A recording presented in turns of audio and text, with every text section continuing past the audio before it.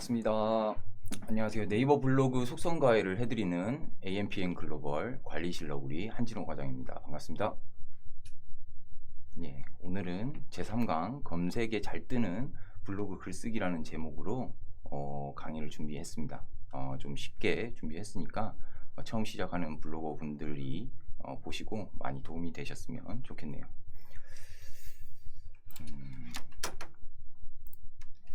자, 제가 10강 정도의 교육으로 준비를 했었는데요. 일단은 그 전에 2강이 블로그를 하는 이유와 블로그 만들기와 꾸미기에 대한 내용으로 이미 교육을 진행했었고요.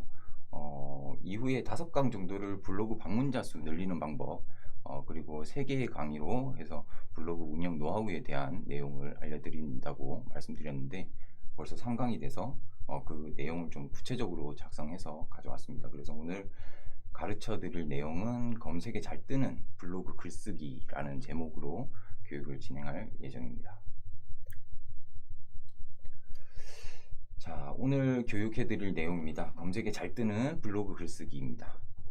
네이버 블로그와 검색, 네이버 검색 로직의 이해, 네이버 검색에 잘 뜨는 조건, 키워드와 글쓰기, 그리고 다음과 구글 검색에 네이버 블로그를 등록하는 방법, 오늘 교육해드릴 내용이고요. 첫 번째로 네이버 블로그와 검색에 대한 내용입니다. 일단은 네이버 블로그 처음 하시는 분들은 글을 한 10개나 20개 정도 작성해 보시고 나면 항상 이런 고민을 하실 거예요. 저도 옛날에 고민을 했었고요. 내 블로그에 왜 방문자 수가 없을까? 왜 방문자 수가 적을까? 한 50개. 저희 신입사원분한테 물어보니까 글 한 50개 써도 1방문자가 한 20명 정도 되더라. 뭐 그러신 분들도 있으시던데 일단은 아무도 찾아오지 않는 블로그에는 이유가 있습니다. 일단은 블로그에 들어오는 방법에 대해서 좀 말씀드리자면 한 3가지 정도가 있을 것 같은데요. 첫 번째가 지금 말씀드리려고 하는 검색에 대한 내용이고요. 두 번째가 이웃이나 서로 이웃을 하시고 예전에 싸이월드 파도타기라고 하죠. 뭐 타임라인에 내 이웃이 글 쓴 내용이 있으면 그걸 통해서 들어오는 경우가 있고 마지막으로 다이렉트로 내 블로그 URL을 아는 경우 즐겨찾기를 해놓는 경우 그렇게 해서 들어오시는 경우가 있는데 마지막 경우는 잘 없겠죠. 일단 인플루언서거나 아니면 인기 많은 연예인 정도가 아니라면 그렇게 들어오는 경우는 잘 없으시고요. 그리고 이웃이나 서로 이웃을 통해 들어오는 경우는 그렇게 추천해 드리지는 않습니다. 왜냐하면 체류 시간이 적어져서 블로그 지수에 조금 안 좋은 영향을 끼친다라고 생각하셔서 일단은 좋아요는 눌러주시되 체류 시간을 좀 오래 봐주시면 좋겠지만 잠깐 왔다가 이제 품앗이라고 하죠. 잠깐 오셨다가 나가시는 경우들이 많아서 블로그 체류 시간에 이제 영향을 미쳐서 좀 그걸 싫어하시는 분들도 계시더라고요. 간혹 가다가 서로 이웃 안 맺으시는 분들이 계신데 그게 왜 그런지 그렇게 이해를 하시면 될 것 같고요. 마지막으로 지금 설명드릴 검색 유입 같은 경우는 일단은 블로그 유입의 대부분 한 90% 이상을 차지하고 있기 때문에 저 같은 경우도 블로그 들어오는 길을 검색으로만 생각해 주셨으면 좋겠고 일단은 검색에 뜨는 블로그 글을 쓰기 위해서는 블로그 자체가 플랫폼 자체가 텍스트 위주로 되어 있기 때문에 제목이나 블로그 내용에 본인이 검색을 했을 때 나올 부분이 그 키워드가 꼭 들어가야 된다는 점 그걸 알아야 될 것 같고요. 오늘 교육해드릴 내용의 주제가 그러한 키워드나 그런 글 쓰는 뭐 문법이라고 할까요? 블로그 글쓰기의 문법이라고 할까요? 그런 부분이라고 생각해 주시면 좋겠습니다.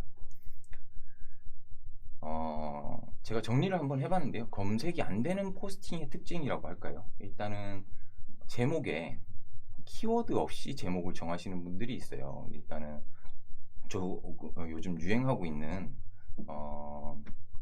미라클 모닝이라고 하는데 새벽 6시에 일어나서 내가 새벽 6시에 일어나서 이런 활동을 했다 이런 걸 인증하는 그런 과정인데 몇 월 며칠 미라클 모닝 이런 식으로 해서 글을 많이들 쓰세요. 미라클 모닝 1일차, 2일차. 저 같은 경우는 옛날에 용접학원 1일차, 용접학원 2일차 뭐 이런 식으로 글을 많이 썼는데 그렇게 1일차, 2일차 이렇게 글을 쓰시면 반복되는 제목과 키워드 자체가 안 들어감으로써 검색에 전혀 뜨지 않는 그런 결과를 가질 수 있고요. 일단 뒤에 다시 한 번 더 설명드릴 거기 때문에 이런 키워드가 없는 키워드 제목 쓰시면 안 된다 말씀드리고 싶고, 다음으로 설명드릴 내용은 글자 수가 현저히 적은 경우입니다. 보통 이제 요즘 인스타그램이나 페이스북 많이 하시는데 텍스트가 한 100자 이하인 경우가 좀 많으세요. 예, 그런 경우에는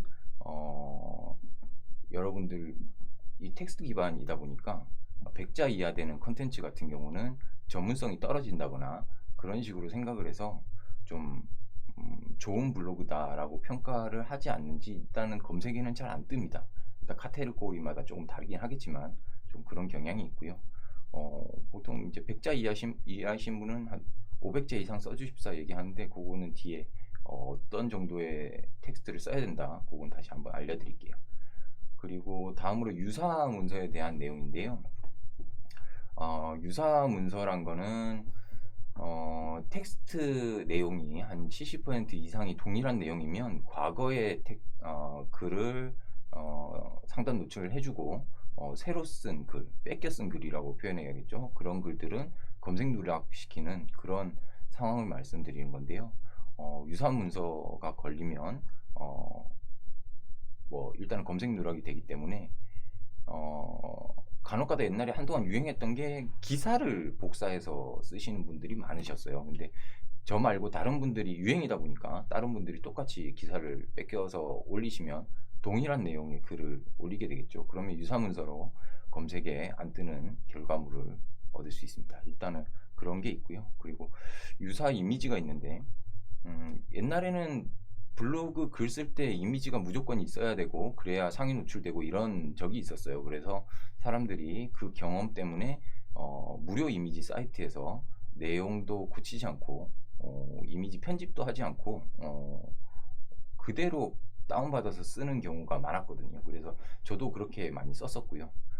그렇게 되는 경우에는 유사 이미지 때문에 또 검색 누락이 될 수 있습니다. 그거 같은 경우는 제가 볼 때는 네이버에서 서버 문제로 이게 용량을 계속 차지를 하니까 그걸 좀 줄이고자 하는 게 아닐까라는 제 생각이고요. 이거는 뭐 공식적인 입장은 아닌데 동일한 픽사베이를 좀 많이 쓰시는데 다들 저도 거기를 썼었고 한동안 많은 분들이 그렇게 썼는데 그 경향 때문에 이 유사 이미지 누락 때문에 최근 들어서는 이미지가 없는 글도 상위 노출되는 경우가 많이 생겼습니다. 이거 참고하시고요.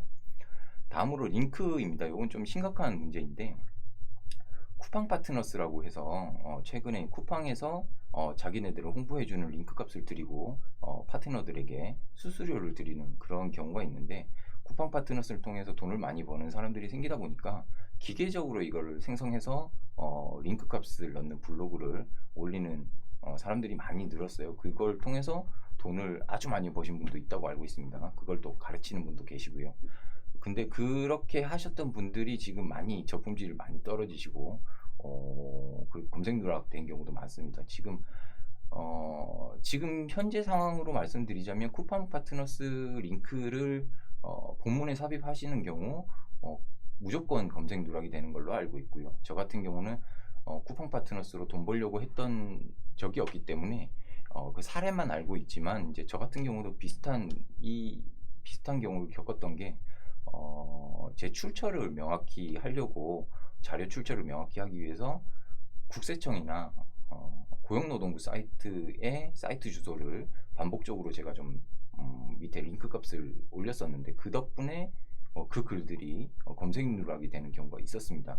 일단 링크를 통해서 검색 누락이 되는 경우가 많이 생기다 보니까 링크는 본문에 되도록이면 www 뭐 http 뭐 이런 거 아예 안 넣는 게 좋아요. 일단은 다른 사이트 링크, 네이버 내부 링크도 웬만하면 넣지 마시라. 예전에는 뭐 자기 블로그 내에 있는 다른 글들에 대한 링크도 그렇게 했었는데 지금은 좀 그런 부분을 넣지 마시라라고 하시는 분들도 많으시고 저 같은 경우도 동일한 입장입니다. 일단은 블로그 글에 링크 값은 안 넣으시는 걸로 하시면 좋겠습니다.